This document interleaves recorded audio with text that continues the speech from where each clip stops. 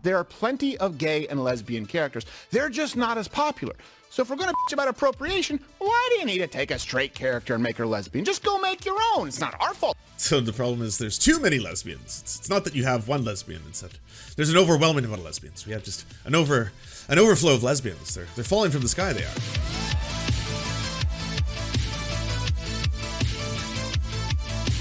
Now, the choice is yours, chat. Either Tucker Carlson is the balls, or maybe the radiation that they send onto the balls is the balls. They call themselves bro scientists, half jokingly. We met some of them at a ranch outside of Austin, Texas to see what they're doing. Bro science to me is based on actual published studies, Nice. but a lot of it is self-experimentation. You know, there are very few, if any, Get that all out of the way. Just double-blind the start. studies to answer the kind of questions that most bros want to know. So instead, we just have to rely on our own experience. Best response to this is a strong politics of nationalism. The nation is only as strong as the individuals who make it up, and that's where raw eggs come in. Eggs are a superfood packed with protein, It's always fat, about the eggs. vitamins, minerals, Only a matter of anabolic time before we get cholesterol. to the The egg absolute discourse. opposite of the disgusting rubbish that the globalists want you to eat. I've The tried at globalists. various times to sleep on the floor, but it's a bit too much for me. Cold showers are supposed to have various hormonal effects. It's interesting. There's a kind of schism actually on right-wing Twitter about you're either sunning your balls or you're freezing your balls. Oh my, here we are. My name on Twitter is Benjamin Braddock. I'm a right-wing bro scientist, and yes, I tan my balls. Hell yeah. Oh, what up, Lost? Good to see you. Everyone go check out his channel.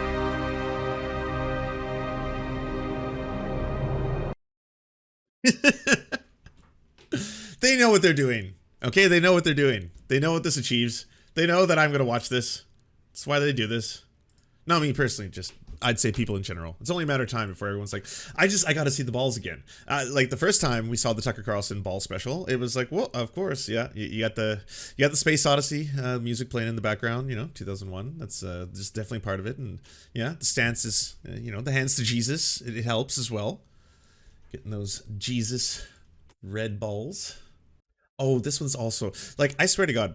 So if you're conservative right now, what are your concerns with the upcoming election? Is it going to be about the climate emergency that's taking place? Is it going to be about global conflicts, an escalation of crises between Russia, Ukraine, that kind of stuff? The potential use of nuclear weapons and how devastating that could be for all of humanity. What about mass starvation occurring in a lot of different countries right now? Could be in Yemen, could be in Afghanistan right now. In Afghanistan, conditions so deplorable, in large part due to the actions of the United States and Canada and other NATO allies that occupied that country for so long, that people are actually selling their own children, choosing which of their children to let live because they have to buy food by selling another one. Very, very horrifying stuff. Does any of that concern you? Are you gonna vote in the ballot box? Or option 2, Lizzo, Flutes, purple M&ms, and Scooby-Doo. How about all that? That's probably at the center of all this. So look, Come on. here's the macro. I don't care if you want to have a lesbian character. Right. Now, there is a when you have people who are gay or lesbian, which is atypical, and by that I mean, it's always been about 2% of the population. Now it's claimed to be 7 when you go LGBTQ, AAIP, and that includes queer and bisexual. He just added P, which is something that the alt-right and the far-right do. It's to include pedophile in the list. It's just to place that in there. It's the same thing as doing the groomer pedophile. They think it's like one of those cheeky things that only they really see, kind of like when we do the HH or other coded messaging. But no, it's very well documented out there for everyone to know, just so you know. But a very small percentage of the population. So it necessitates a conversation with kids. Hold on a second. I also love this t-shirt because even though, yes, I understand that, Che is supposed to be the dunce in this, it does look like an arrow pointing outward.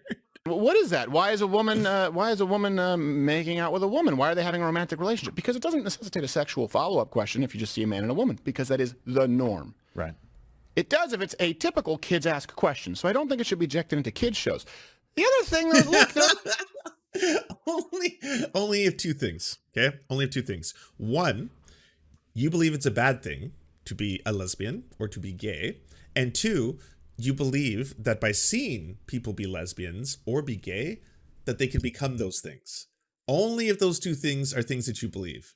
Because if they aren't, because it's just not a thing that happens. You can't watch lesbians on TV and be like, well, I want to be a lesbian when I grow up now. I have no choice.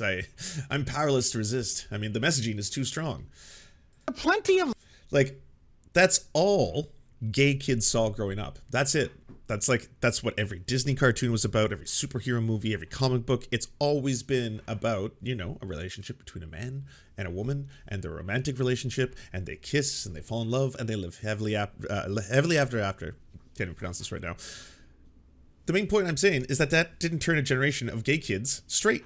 Like, all the gay kids that exist and existed through that time, they still existed and they still exist. That, like, they didn't see all that and they're like, oh wow, I now want to be straight. This is straightening me. Yes, I'm being straightened as I watch this, and now this will change everything. Lesbian characters and gay characters, there's not a problem with that, right? The BBC has it as low as references available at loudwithcrowder.com. 2021, they said 12% of all US TV characters were LGBTQ. And I've actually seen that number as high as 16%. Let's call it 12, 14%. It's still at least more than double, likely triple that of the pop. There are plenty of gay and lesbian characters. They're just not as popular.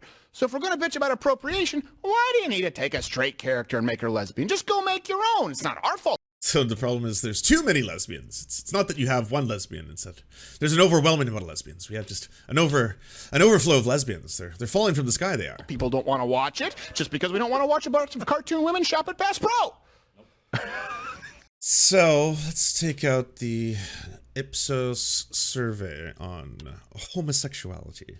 Well, it's more than he was saying. So if you actually include LGBTQ+, all right, like let's say the beautiful entirety of the rainbow, currently globally, we're looking at about 80% of people identify as heterosexual. Yes, on average, global 80% identify as heterosexual, 3% is gay, lesbian, or homosexual, 4% is bisexual, 1% pansexual or omnisexual, 1% is asexual, 1% is other, and 11% don't know or won't say. But still, that's basically the 80-20, not exactly the numbers that Crowder was talking about. And the overrepresentation in gay characters, are you going to add any details to that? Are you going to add which ones are in prominent positions? Are you going to add which ones are lead characters? Which ones are side characters? Which ones are easily editable out of cartoons, be they Disney, Warner Brothers, whatever, to meet the demands of international markets if they're not allowed to show characters who are LGBTQ+. Like, there's a lot more to just saying that, like, there's 12% of characters on television happen to be LGBTQ+, right? If you're wondering what the outrage is about today, Velma in the new Scooby-Doo clip delights fans who say her LGBTQ+ identity has been confirmed. It appears Velma wants a same-sex boo in an upcoming HBO Max Scooby-Doo Halloween movie.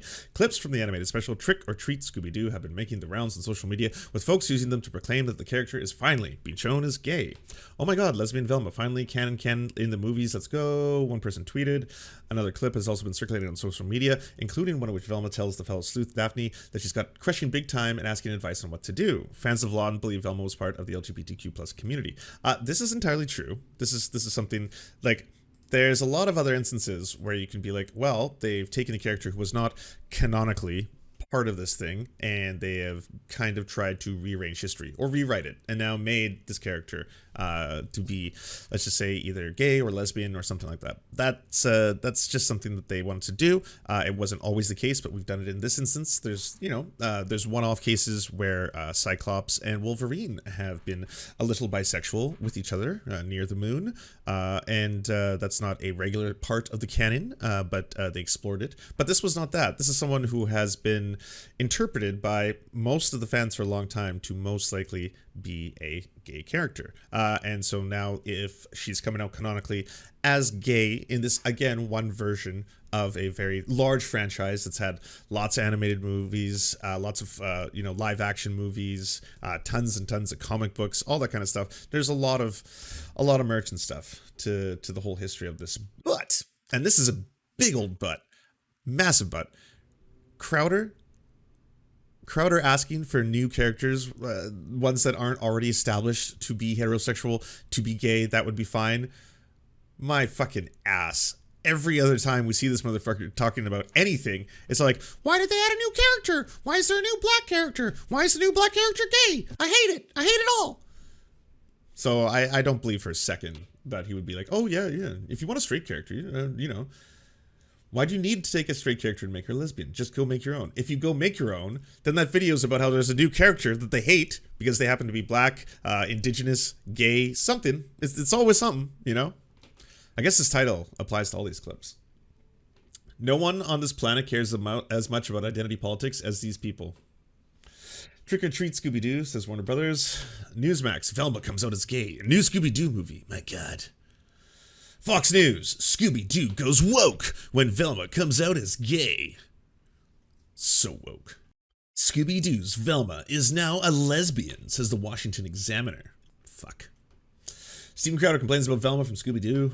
If we're going to bitch about appropriation, why do you need to make her, or take a straight character and make her lesbian? Just go make your own. Yep. They care a lot about this one. This one is very serious. Do you enjoy the Serfs but prefer not to have to use your eyeballs? Many are saying this. Well, we've got the solution for you. It's the Serf Times in podcast form. Available on most major podcasting networks now. If you enjoy it, please consider leaving a good review and feedback because it really helps the show out, apparently, and it's free, just like the podcast. To our gods, Xander Corvus and Peyton L. Juste, we shall spend many a generations building mighty cathedrals in your honor. To our monarch, Tom Spiker, we are but your oafish jesters, here to offer you a laugh at any opportunity.